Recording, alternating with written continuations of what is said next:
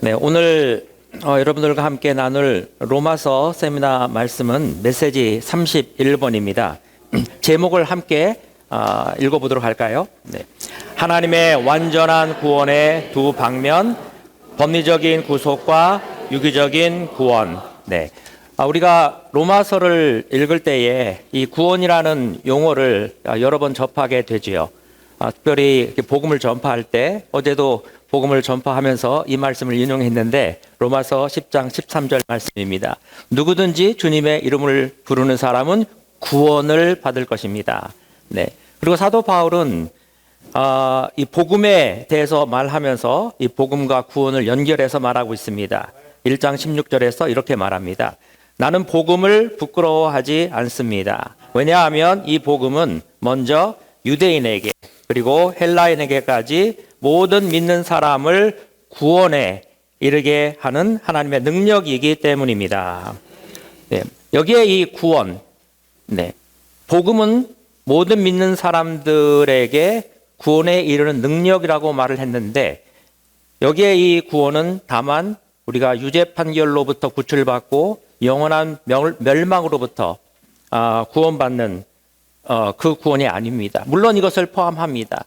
왜 이렇게 말할 수 있습니까? 바울이 전한 복음이 다만 여기에 그치지 않기 때문입니다. 로마서에서 바울이 전한 복음은 바로 죄인들을 하나님의 아들들이 되게 하는 복음입니다. 로마서의 주제가 하나님의 복음이지요. 그리고 로마서에서 바울이 선포한 하나님의 복음은 하나님의 아들에 관한 복음입니다. 그분은 육체로는 다윗의 씨에서 나셨지요. 거룩한 영, 성결의 영에 따르자면 그분은 하나님의 아들로 인정되신 분이십니다. 신성과 인성을 다 갖고 계신 하나님 사람 예수 그리스도가 우리의 복음의 중심입니다. 그러므로 바울은 그러한 복음을 전했고 그러한 복음을 믿음으로 받아들인 우리는 이러한 복음의 목적에 도달할 수 있습니다. 그러므로 다만 멸망에서 구원받고 유죄 판결로부터 구원받는 그러한 구원이 아니죠. 여기서부터 시작해야만 합니다. 그러나 우리는 구원의 목표에 도달할 필요가 있습니다. 그래서 여기 제목에 있는 것처럼 하나님의 완전한 구원에는 두 방면이 있다고 말하고 있습니다. 법리적인 구속과 유기적인 구원입니다. 이 법리적인 구속과 유기적인 구원이 하나님의 완전한 구원을 구성하는 두 방면인데 로마서에서 이 두 방면을 보여주는 너무나 놀라운 구절이 있습니다. 다 함께 한번 성경을 찾으실 수 있으면 함께 로마서 5장 10절 말씀을 읽어보도록 하겠습니다. 로마서 5장 10절입니다. 우리가 원수 되었을 때에 하나님의 아들의 죽음을 통해 하나님과 화목하게 되었다면 이미 화목하게 된 우리는 더욱 그분의 생명 안에서 구원받을 것입니다. 네, 여기에 로마서 5장 10절에 너무나 중요한 말씀입니다. 법리적인 방면과 유기적인 방면의 구원을 이렇게 나눌 수 있는 하나의 분기점이라고도 말할 수가 있습니다. 첫 번째 부분은 그리스도의 죽음을 통해서 성취하신 구속입니다. 여기에 죽음을 통해 하나님과 화목하게 되었다고 말하죠. 이 화목이 무엇입니까? 그리스도의 구속으로 성취된 것을 우리가 믿어서 의롭게 된 결과입니다. 그리고 두 번째 부분은 더욱이라는 말이 너무 중요하죠. 우리는 더욱의 구원이 필요합니다. 예, 더욱 구원을 받아야만 합니다. 화목되었다면 더욱 구원을 받아야 하는데 어디 안에서입니까? 그분의 생명 안에서 구원을 받을 것입니다. 여기에 이 생명 안에서 수행되는 구원이 있는데 그것이 바로 유기적인 방면의 구원이라고 말할 수가 있습니다.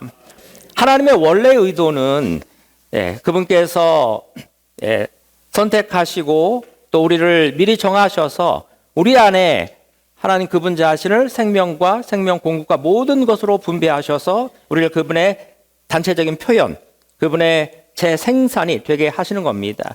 그런데 이러한 과정에서 사람이 사탄을 따름으로써 타락하게 되었죠. 그러므로 먼저 하나님은 그분의 그 원래 의도를 이루기 위해서 우리의 이러한 가련한 상태에서 뭔가 하셔야만 합니다. 그것이 바로 구속인 것입니다. 우리가 유죄 판결로부터 구출받고 영원한 멸망으로부터 구출받아서 다시 하나님의 원래의 목적으로 돌아갈 수 있도록 그분은 반드시 우리를 구속하셔야만 합니다. 이 구속이라는 말, 구속, redemption이라고 하는데요. 어쨌든 이 구속이라는 말의 의미는 대가를 지불해서 우리를 다시 사오는 것입니다. 그러므로 그분은 엄청난 대가를 지불하셔서 우리를 구속하셨지요. 구속받은 우리는 이제 하나님의 원래 목적을 위해서 더욱 그분의 생명 안에서 구원을 받을 필요가 있습니다. 네, 여기에 그 로마자 1번에 보면요. 하나님의 완전한 구원에는 두 방면, 곧 법리적인 방면과 유기적인 방면이 있다. 법리적인 방면은 하나님의 의와 관련됩니다. 그리고 유기적인 방면은 하나님의 생명과 관련된 방면입니다. A번입니다. 하나님의 구원의 법리적인 방면은 육체 안에 계신 그리스도에 의해 그리스도의 땅에서의 사역이라는 물질적인 영역 안에서 객관적으로 성취되었다. 여기에 법리적인 구속의 방면에서 여기 이렇게 중요한 문구들이 있습니다. 육체 안에 계신 그리스도, 그리고 땅에서의 사역, 물질적인 영역, 그리고 객관적으로 성취된 것입니다. 아멘. 특별히 우리가 공관복음, 마태복음, 마가복음, 누가복음에서 볼 때에 그리스도께서 육체가 되셨지요. 그래서 그분의 모든 그런 삶을 볼 때 모든 것들이 다 물질적인 영역 안에서 이루어졌습니다. 다 우리가 볼 수 있고 다 알 수 있습니다. 그분이 처녀에게서 태어나셨고 그 이후에 누이셨고 또 이집트로 피신을 가셨고 나사렛에서 오셔서 자라셨죠. 이 모든 것들이 다 물질적인 영역 안에서 이루어진 것입니다. 그리고 그분의 3년 반의 그 사역이 이 땅에서의 사역을 수행하신 것이죠. 그것이 다 물질적인 영역에서 이루어진 사역입니다. 그리고 그분은 하나님의 어린 양으로서 십자가에 가셔서 그리고 우리를 위해서 죽으셨고 구속을 성취하신 것입니다. 1번입니다. 하나님의 구원의 법리적인 방면은 하나님의 의에 따른 것입니다. 의에 따른 것입니다. 하나님의 의는 하나님께서 일을 행하시는 원칙이죠. 그분은 어떤 일을 하시든 그분이 하시는 모든 일들은 다 의롭습니다. 이 의가 하나님의 보좌의 기초입니다. 그런데 하나님의 영원한 목적을 위해서 창조된 사람이 이 의를 범한 겁니다. 그러므로 이 의에 따라서 사람들은 유죄 판결을 받게 되었죠. 그러므로 그분은 이러한 의로운 요구를 이루셨고 우리를 법리적으로 구속하신 것입니다. 2번입니다. 하나님의 구원의 법리적인 방면은 하나님께서 십자가에서의 그리스도의 구속하는 죽음에 의해 죄인들에 대한 그분의 의로운 율법의 모든 요구를 이루심으로 성취된 것이다. 아멘. 우리가 율법의 요구를 이룰 수가 있습니까? 바울은 갈라디아서 3장 13절에서 그리스도께서 십자가에서 우리를 위한 대속의 죽음을 죽음으로써 우리를 율법의 저주에서 구속하셨다고 말하고 있습니다. 그 율법의 요구가 너무나 큽니다. 우리는 그 율법의 요구를 결코 이룰 수 없습니다. 그러나 예수 그리스도께서 십자가에서 죽으심으로 하나님의 그 율법의 요구를 다 이루셨습니다. 그래서 이 구속이 성취된 것이지요. 3번입니다. 그리스도는 하나님의 법리적인 구속을 성취하심으로 그분의 땅에서의 사역을 완수하시어 다음과 같은 객관적인 결과를 산출하셨다. 그래서 여기에 법리적인 구속의 5가지 항목들이 있습니다. 먼저는 죄들에 대한 용서가 있고요. 그 다음에 씻음이 있고, 세 번째는 의롭게됨이 있고, 그리고 네 번째는 하나님과 화목하게 되는 것이고, 그리고 5번째는 우리가 위치적으로 하나님께 거룩하게 되는 것입니다. 네, 거기 순서대로 보면 믿는 이들의 죄들에 대한 용서가 있습니다. 할렐루야! 우리의 죄들은 용서 받았습니다. 네. 에베소서 1장 7절에서 그분의 피로 우리가 구속받고 우리의 범죄가, 우리의 죄들이 용서받았다고 말하고 있습니다. 그리고 두 번째는 믿는 이들의 죄들을 씻는 것입니다. 네, 우리는 용서받았을 뿐만 아니라 죄들을 씻으셨습니다.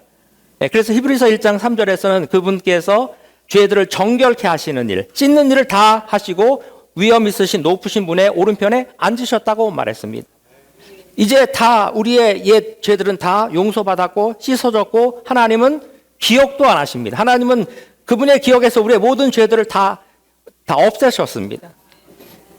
그러므로 우리가 옛 그러한 어떤 죄들을 기억하는 것은 사탄에게 속는 겁니다. 다 씻어졌습니다. 하나님은 기억도 하지 않으십니다. 그리고 우리는 의롭게 되었죠. 네, 로마서에 아주 놀라운 말씀이 있습니다. 3장 24절에 우리는 그리스도 예수님 안에 있는 구속을 통하여 하나님의 은혜로 거저 의롭게 되었습니다. 네, 하나님의 의의 표준에 따라 우리는 의롭게 된 겁니다. 그러므로 우리는 하나님께 말할 수 있습니다. 하나님께서 의로우신 것처럼 저도 의롭게 되었습니다. 만약 하나님이 저를 받아주시지 않는다면 하나님이 불의한 하나님이 되시죠. 우리는 그리스도 예수님께서 이루신 구속으로 말미암아 은혜로 거저 값없이 의롭게 되었습니다. 네. 그리고 네 번째는 하나님과 원수였던 믿는 이들을 하나님 자신과 화목하게 하셨죠. 우리는 죄인들일 뿐만 아니라 원수입니다. 하나님과 원수. 그러므로 하나님과 원수이기 때문에 거기에 적대감이 있는 겁니다. 그래서 우리는 용서받을 뿐만 아니라 하나님과 우리 사이에 이런 모든 적대감도 처리될 필요가 있죠. 아멘. 그러므로 우리가 용서받았을 때 그 결과로서 하나님과 화목하게 되었습니다. 믿는 이들을 하나님의 거룩한 백성으로 위치적으로 하나님 자신께 거룩하게 하셨죠. 네, 예수님의 피로 히브리서 13장 12절에 있습니다. 예수님의 피로 우리는 거룩하게 되었습니다. 이제 우리는 세상에 속하지 않습니다. 이제는 하나님께 거룩하게 분별된, 위치적으로 하나님께 거룩하게 분별된 백성이 되었습니다. 이 놀라운 5가지 결과로 인하여 주님을 찬양합니다. 그러나 우리는 더욱 구원이 필요하죠.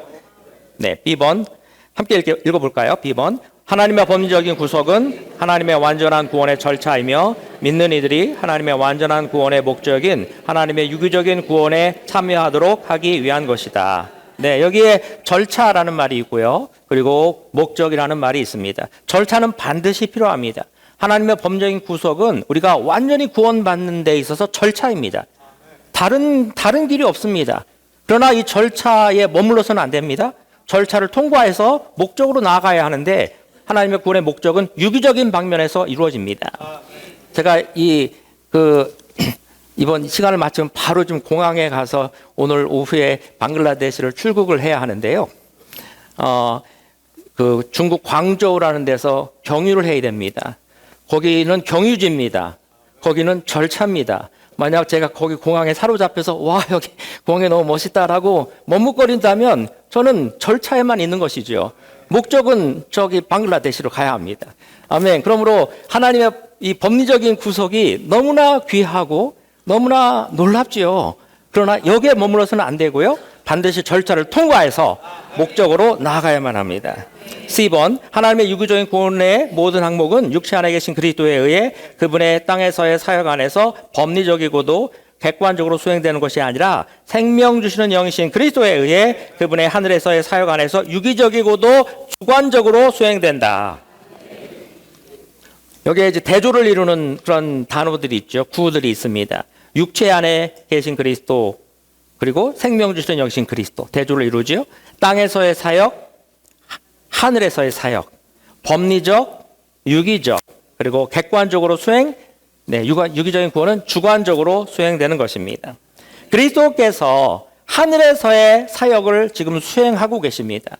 그분의 하늘에서의 사역의 주된 항목은 우리를 유기적으로 구원하시는 겁니다. 우리를 생명과 본성에서 그분과 똑같이 만들기 위해서 오늘 하늘의 사역을 수행하고 계시는데 그분께서 하늘에서 사역을 수행하시는 가장 필수적인 요건은 그리스도가 더 이상 육체 되신 그리스도에 머무는 것이 아니라 생명 주시는 영이 되신 것에 근거합니다.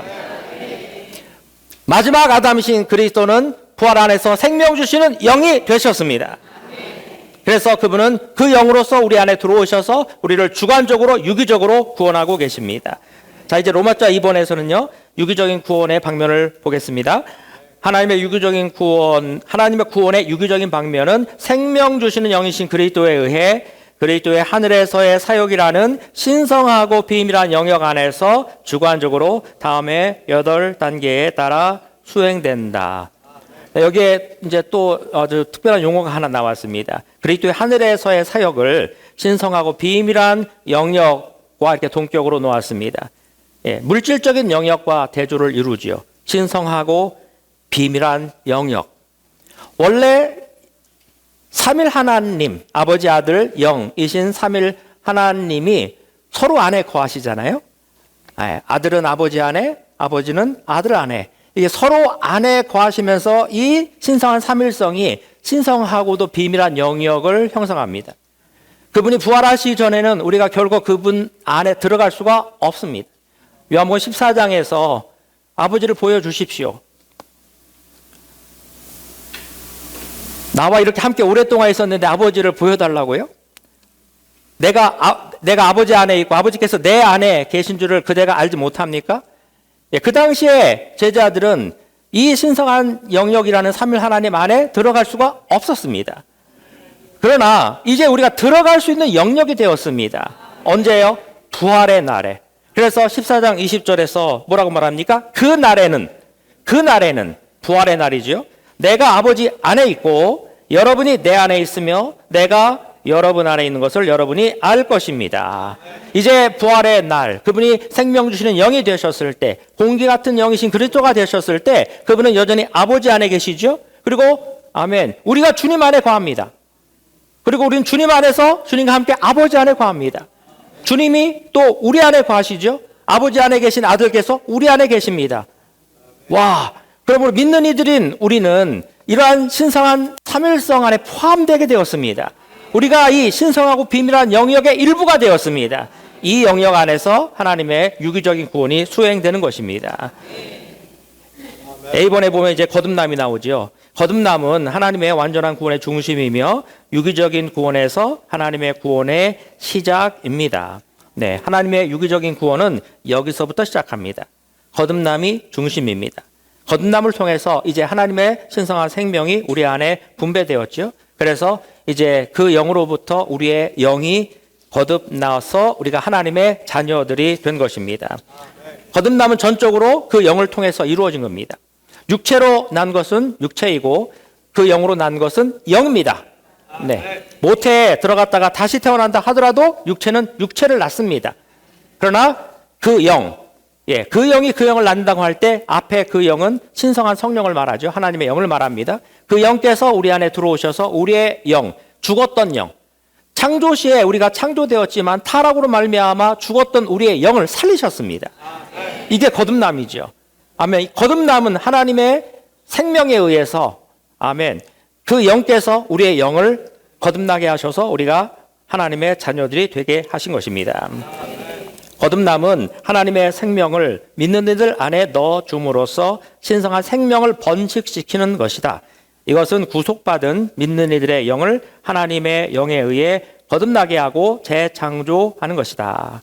네, 우리의 영이 신성한 생명에 의해서 거듭나고 재창조되었습니다. 그래서 거듭남은 신성한 생명을 번식시키는 것이라고 말하고 있습니다. 2번입니다. 그리스도는 바로 그분의 부활을 통해 그분의 생명을 구속받은 믿는 이들 안에 넣어주신다. 이 생명은 그들을 하나님에게서 하나님의 종으로 태어나 하나님의 자녀들이 되게 하는 권위이다.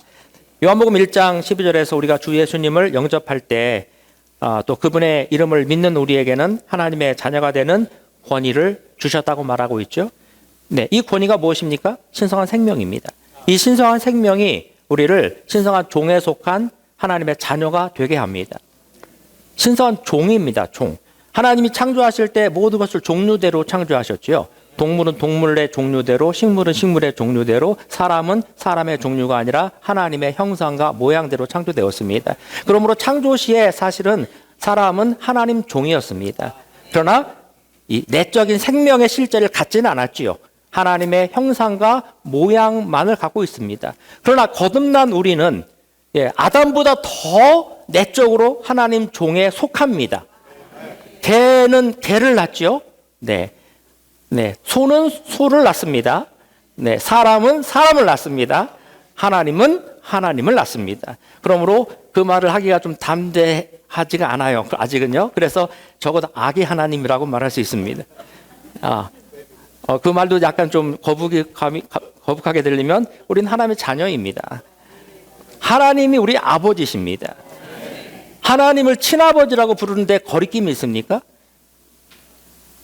제가 장인어른한테 저희 친아버지 부르듯이 아빠, 아버지 이렇게 못해요. 그렇죠? 아버님 이러죠. 아버님. 그렇죠? 네. 그런데 친아버지는 친밀하잖아요. 근데 하나님은 우리의 친아버지입니다. 와, 하나님이 우리를 낳으셨습니다. 우리는 하나님의 종에 속한 하나님의 자녀들이 되었습니다. 거듭남을 통해 믿는 이들은 그들의 타고난 인간 생명에 더하여 하나님의 영원하고도 신성한 생명을 갖게 되었습니다. 자, 이제 거듭났죠. 그 다음에는 우리는 계속 더욱 구원을 받아야만 합니다. 두 번째는 목양을 통해 먹이는 것입니다. 이것은 신성한 생명의 양육입니다. 아멘. 그러므로 목양을 통해 먹이는 것은 거듭난 이후에 계속적으로 이어져야 하는 것인데, 사실 유기적인 구원 내내, 그러니까 우리가 완전히 하나님의 완전한 구원에 도달할 때까지 사실 계속 먹어야 합니다. 오늘 아침에도 주님의 말씀 먹었지 않습니까? 주님의 말씀으로 공급받았지 않았습니까? 우리는 계속해서 말씀을 먹어야만 합니다. 1번, 먹이는 것은 거듭남에 이어지는 것으로서 그리스도께서 보양하시고 보살피심으로써 그분의 양떼를 목양하시는 것을 통해 수행된다. 그 결과 그분의 양들은 신성한 생명 안에서 자라 성숙에 이를 수 있다. 네, 우리가 계속 주님의 목양을 통해서 먹을 때 생명 안에서 자라서 성숙에 이르게 됩니다. 2번, 먹이는 것은 새로 태어난 아기들, 새로운 믿는 이들을 보양하는 것이며 그 결과 그들은 하나님의 말씀 안에 있는 젖을 공급받아 점진적으로 자라며 구원받는다.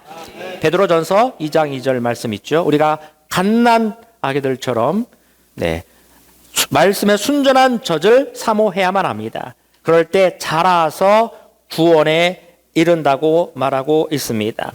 여기에 구원에 이른다고 할 때 여기에 구원은 그 초기의 구원, 우리가 유죄 판결로부터 받는 그런 구원이 아니죠. 사실은 거듭남부터 우리가 영광스럽게 될 때까지 유기적인 구원의 전 과정을 말하는 것입니다. 그러므로 우리는 먹음으로써 자라서 구원에 이르는 것이죠. 3번, 먹이는 것의 결과로 믿는 이들은 신성한 생명 안에서 성숙에 이르도록 자람으로 변화되고 그리스도의 형상과 같은 형상을 이루게 된다. 네, 이 문장을 통해서 유기적인 구원 그 과정 내내 우리는 먹는 것이 필요한 것을 볼 수가 있죠. 먹는 것을 졸업할 수가 없습니다. 나는 주님 믿은 지 벌써 30년, 40년 돼서 이제 안 먹어도 돼요. 그렇게 말할 사람은 없습니다. 아멘. 우리는 더 먹어야 합니다. 네. 젖을 먹을 뿐만 아니라 단단한 음식까지도 먹어야만 합니다. 그럴 때 우리는 잘할 수가 있습니다. 먹이는 것은 4번입니다. 먹이는 것은 또한 믿는 이들이 상호 목양하는 것에 의해 이루어진다. 이러한 목양은 하나님의 영원한 경륜을 성취하고 하나님의 영원한 목적을 이루도록 그리스도의 몸을 건축하기 위한 것이다.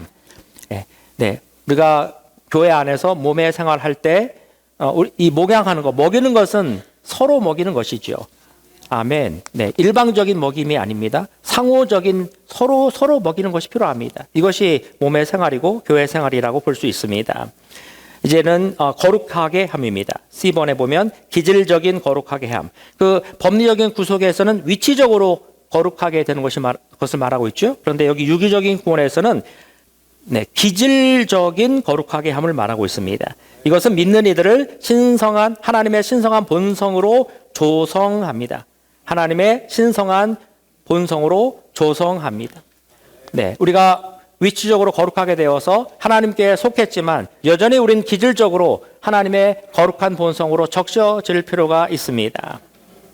여기 기질이라는 말을 썼습니다. 기질. 이것은 창조된 우리 사람의 본성과 관련되어 있는데 이 창조된 본성이 타락하게 되었죠. 그러므로 우리가 위치적으로 거룩하게 되었지만 여전히 우리의 타락한 본성 속에는 여전히 우리의 이 하나님에 의해 창조된 본성이 구부러져 있고 삐뚤어져 있습니다. 괴팍합니다. 이것을 우리는 기질이라고 부를 수가 있죠. 그런데 하나님의 신성한 본성으로 우리가 적셔질 때 우리는 기질적으로도 그분께서 거룩하신 것과 똑같이 거룩하게 될 수 있습니다. 베드로후서 1장 4절에 우리가 신성한 본성에 동참한 사람들이라고 말하고 있습니다. 네, 우리는 하나님의 신성한 생명뿐만 아니라 신성한 본성에 동참해서 거룩하게 될 수 있습니다. 1번, 기질적인 거룩하게 함은 성령 곧 생명의 영의 운행하심에 의해 신성한 생명 안에서 성장하는 믿는 이들의 기질을 내적으로 거룩하게 하는 것이다. 믿는 이들은 하나님의 신성하고 거룩한 본성으로 거룩하게 되는데 이것은 그들이 하나님께 속하도록 거룩하게 되어 그들을 선택하신 하나님의 목적을 이루게 하기 위한 것이다. 에베소 1장 4절에서 하나님 우리를 선택하신 것을 말하죠. 근데 선택하신 것의 목적은 우리가 거룩하게 되는 겁니다. 우리를 거룩하게 하도록 하나님은 우리를 선택하셨습니다. 그러므로 우리가 거룩한 본성으로 적셔지고 우리가 그분의 거룩한 본성으로 충만할 때 그분이 우리를 선택하신 목적에 이르게 되는 것입니다. 이 거룩하게 함은 변화를 함축합니다. 그 거룩하게 함은요, 일종의 적셔지는 겁니다. 스펀지에 물을 이렇게 스펀지를 물에 담그면 이렇게 물을 머금지요. 이 스펀지가 완전히 물로 적셔집니다. 물로 포화 상태가 이루어집니다. 여기에 뜨거운 물이 있는데 벌써 찬물이네요. 여기가 차입니다. 차. 하얀색 물에 티백을 넣으면, 그렇죠? 티백을 넣으면 이게 차가 됩니다. 이렇게 제가 보여드릴 수는 없는데요. 어쨌든 이것이 적셔짐이죠. 그 차의 그 성분과 요소가 이 물에 스며듭니다. 이 물에 적셔집니다. 이게 바로 거룩하게 함입니다. 그래서 그분의 거룩한 본성이 우리 안에 들어오면 들어올수록 우리는 이 물이 차화된 것처럼 우리의 존재가, 우리의 기질이 아멘 그리스도화 되고 하나님화 됩니다. 하지만 이 물은 티백이 되진 않습니다. 그렇죠? 우리가 신격에 있어서는 하나님이 되는 것이 아니죠. 생명과 본성에서 우리가 그분으로 적셔져서 그분과 똑같이 변화되는 것을 말하는 것이죠. 이 거룩하게 함은 궁극적으로 거룩한 성인 새 예루살렘으로 나타날 것입니다. 그리고 네 번째는 새롭게 함입니다. 이 새롭게 함은 하나님의 새 창조의 과정입니다. 자, 유기적인 구원의 첫 번째는 거듭남이었습니다. 그리고 두 번째는 목양을 통하여 먹이시는 것이 있고요. 그리고 세 번째는 기질적인 거룩하게 하심, 그리고 여기 네 번째가 새롭게 함입니다. 이 새롭게 함은 하나님의 새 창조의 과정입니다. 고린도후서 5장 17절에서 말합니다. 그러므로 누구든지 그리스도 안에 있으면 새 창조물입니다. 우리는 그리스도 안에서 새 창조입니다. 그러나 또 우리는 여전히 새롭게 되는 과정이 필요합니다. 특별히 우리의 생각이 새로워질 필요가 있습니다. 1번, 믿는 이들은 성령에 의해 거룩하게 될 때 자연히 새롭게 된다. 그러므로 우리는 이러한 거룩하게 됨을 체험할 필요가 있죠. 그분의 거룩한 본성이 우리를 적시시고 침투하실 때 자연스럽게 우리의 생각도 더 새롭게 될 것입니다.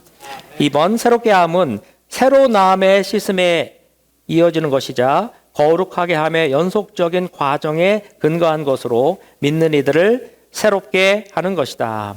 여기에 새로남의 씻음이라는 용어가 있습니다. 디도서 3장 5절에 나와 있습니다. 그분이 우리를 구원하신 것은 우리의 행위로 말미암은 것이 아니라 새로남의 씻음과 성령의 새롭게 함으로 말미암은 것이라고 말합니다. 새로남, 우리 개역성경에는 중생이라고 말하죠. 중생의 씻음, 우리에게는 중생의 씻음, 새로남의 씻음이 필요합니다. 그러므로 우리가 처음 거듭날 때 우리가 한번 크게 한번 씻어진 겁니다. 우린 온통 낡은 사람이었고 옛사람이었지만 하나님의 생명을 받아들일 때 우리를 한번 씻으셨습니다. 크게 씻겨진 겁니다. 그러나 우리는 계속해서 새로남의 씻음이 필요합니다. 우리가 씻겨지면 씻겨질수록 낡은 관념과 내 속에 있는 낡은 생각들이 씻겨지면 씻겨질수록 우리는 점점 더 새로워지는 것이죠. 그러므로 옛창조의 씻음, 옛창조를 씻겨내는 새로남의 씻음과 성령의 새롭게 하심은 계속해서 반복적으로 이루어지는 것이죠.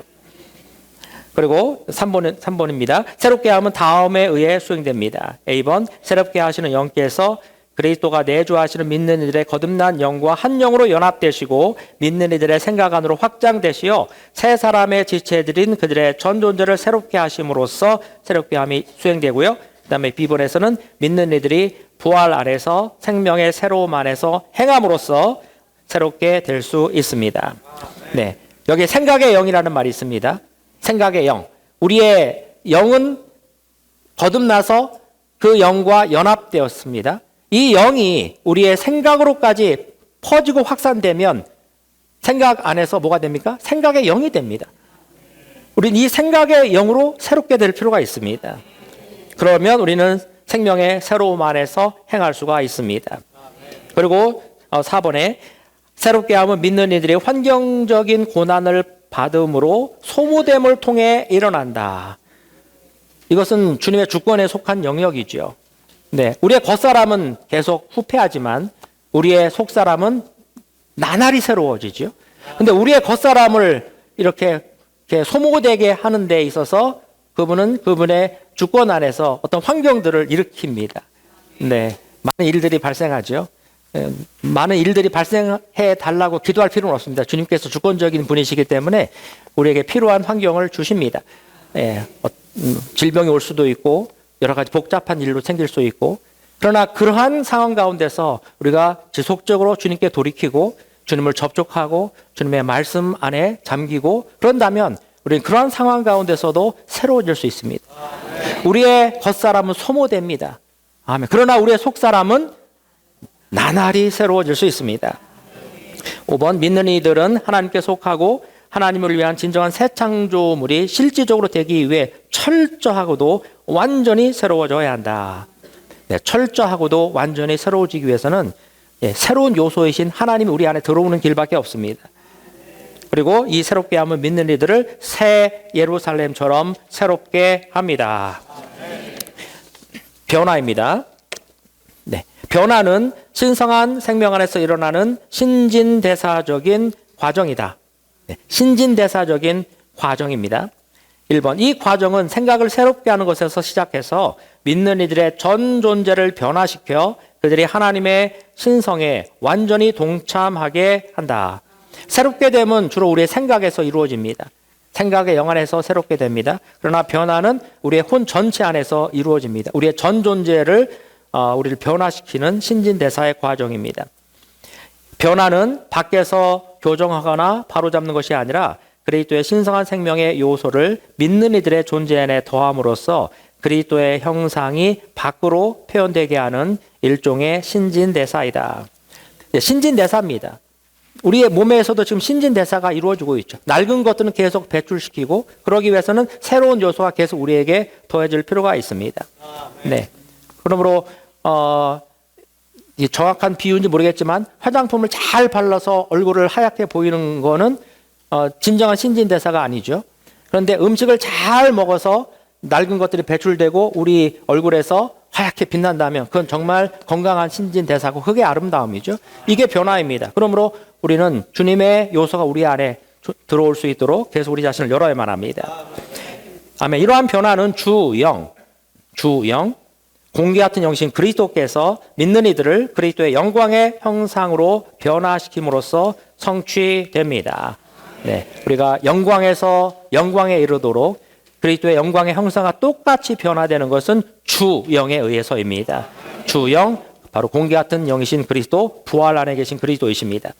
그러므로 믿는 이들은 그 영을 따라 살고 행해야 하며 연합된 영을 따라 행해야 합니다. 그럴 때 그리스도의 신성한 생명이 믿는 이들을 규제하고 영광 안에 계신 주님의 형상으로 변화시키는 길을 얻게 됩니다. 그 다음에는 무엇입니까? 건축은 신성한 생명 안에서 함께 결합되고 짜이는 것입니다. 네. 어디서부터 시작했나? 유기적인 구원은 첫 번째, 거듭남. 두 번째는요, 목양을 통해 먹이심. 세 번째는요, 기질적인 거룩하게 하심. 네 번째는요, 새롭게 하심. 다섯 번째는 변화. 그리고 여섯 번째, 건축. 와, 우리는 이제 건축에까지 더욱 구원받을 필요가 있습니다. 이 건축은 신성한 생명 안에서 함께 결합되고 짜이는 것입니다. 네. 이 단계까지 우리는 계속 먹어야 합니다. 그렇죠? 먹이는 것은 구원의 전 과정을 포함한다고 했습니다. 먹음으로 우리는 거룩하게 되고, 먹음으로 새롭게 되고, 먹음으로 변화되고, 변화된 결과 우리는 어느 누구와도 건축될 수 있습니다. 하나님의 원래 의도를 기억하셔야만 합니다. 건축을 통해서만 표현되는 하나님의 단체적인 표현. 우리가 변화되지 않는다면, 우리가 베드로처럼 돌이 되지 않는다면 타고난 사람으로는 흙으로만은 결코 건축될 수가 없습니다. 건축되려고도 하지 않을 거고 건축될 수도 없습니다. 건축되려면 반드시 우리가 변화되어야만 합니다.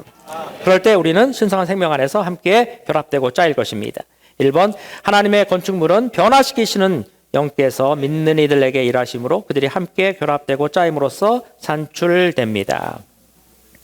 하나님의 건축물은 믿는 이들이 모든 일에서 그리스도 곧 머리신 분 안으로 자란 것에 사물입니다.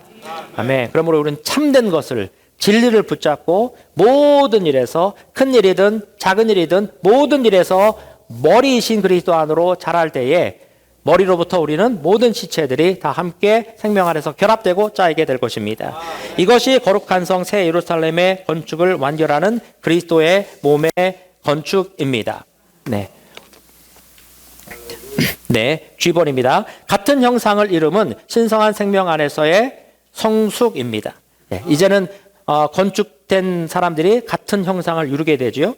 이 같은 형상을 이루면 신성한 생명 안에서의 성숙입니다. 1번, 같은 형상을 이루면 믿는 이들을 신성한 생명 안에서 거듭나게 하고 먹이고 거룩하게 하고 새롭게 하고 변화시킨 것의 완결이다.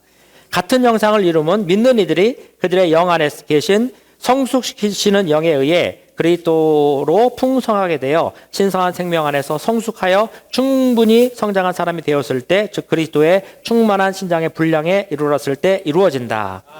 3번, 같은 형상을 이루면 하나님의 맏아들의 형상과 같은 형상을 이루는 것입니다.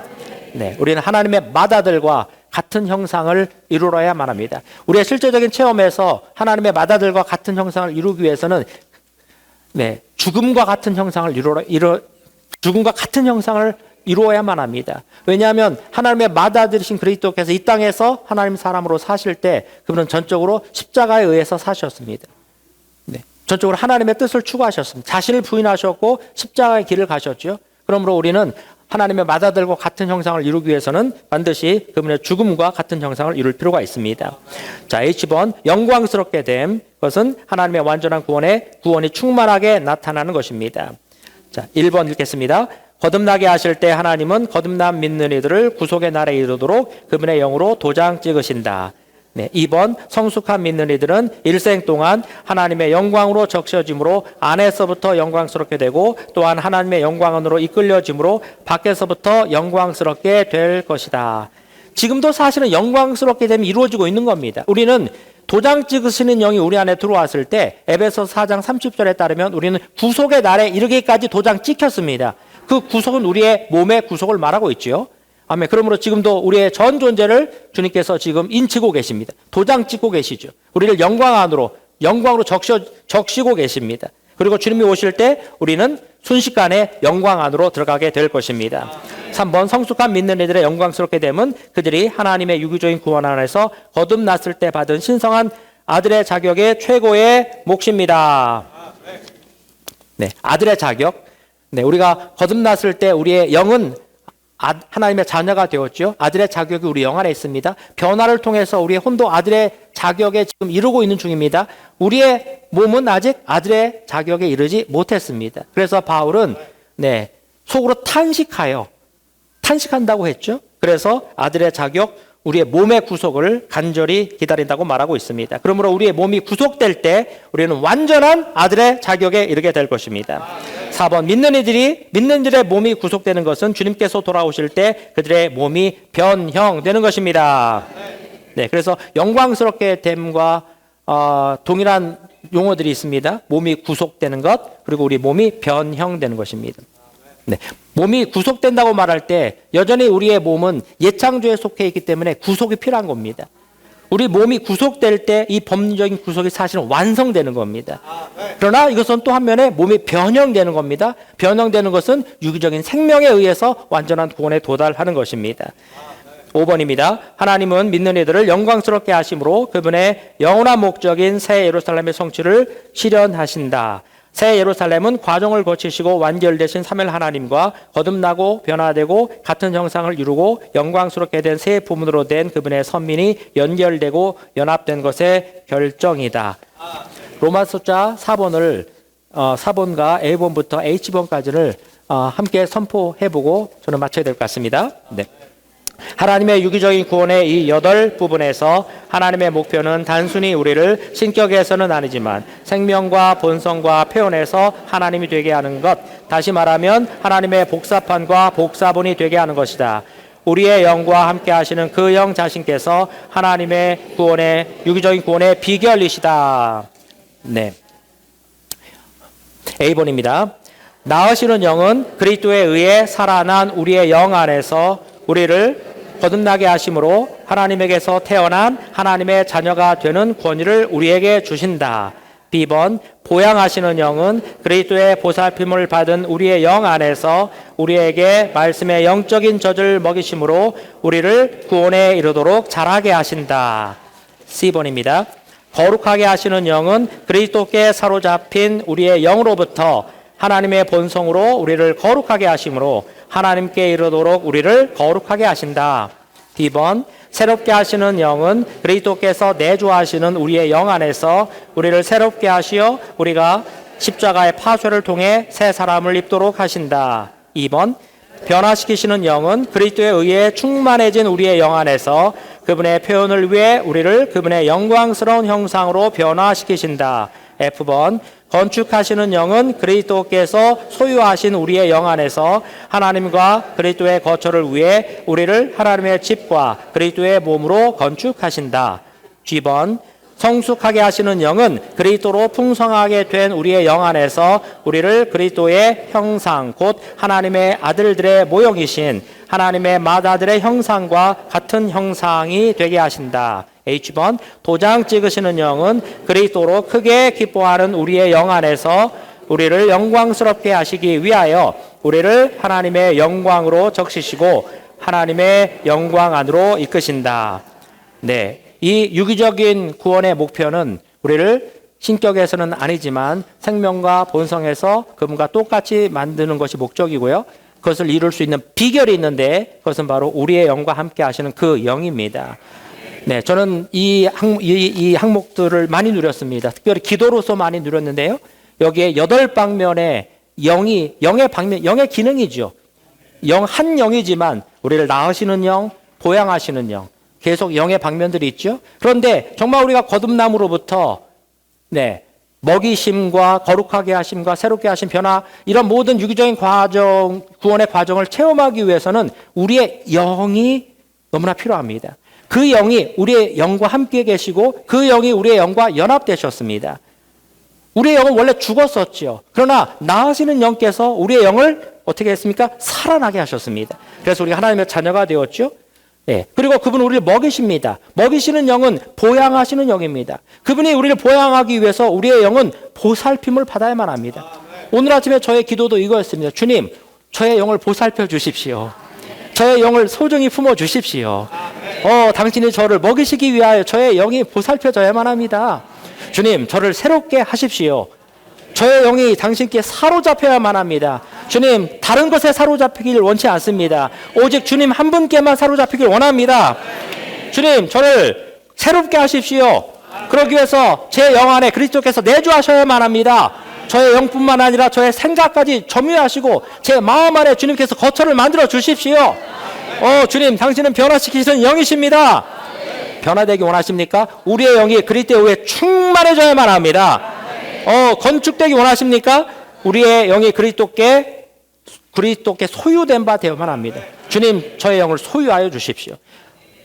저를 당신 자신으로 점유하여 주십시오. 성숙되길 원한다면 그리스도로 풍성하게 되어야 하고, 아멘. 그리고 도장 찍으신 영을 통해서 우리가 영광스럽게 되기 원한다면 우리는 그리스도로 크게 기뻐하는 영을 가져야만 합니다. 어떤 환경이 있다 하더라도 우리는 기뻐할 수 있습니다. 베드로 사도가 말했죠. 여러분은 예수님을 본 적이 없으면서도 사랑합니다. 아멘. 말할 수 없는 기쁨과 영광으로 가득한 기쁨으로 즐거워하며 우리는 우리 영 안에서 기뻐할 수가 있습니다. 그럴 때 도장 찍으시는 영이 우리의 온 존재를 적시심으로써 그분의 영광 안으로 조금씩 이끌려 들어가게 될 것입니다. 이러한 유기적인 완전한 구원의 과정에 놀랍지 않습니까? 이러한 말씀을 우리가 더 깊이 들어갈 수 있도록 이러한 항목들을 가지고 우리가 더 기도할 수 있기를 원합니다. 그래서 우리가 생명과 본성에서 하나님과 똑같이 되어서 우리 모두가 다 하나님을 단체적으로 표현하는 그분의 재생산 복사판이 되기를 원합니다. 네.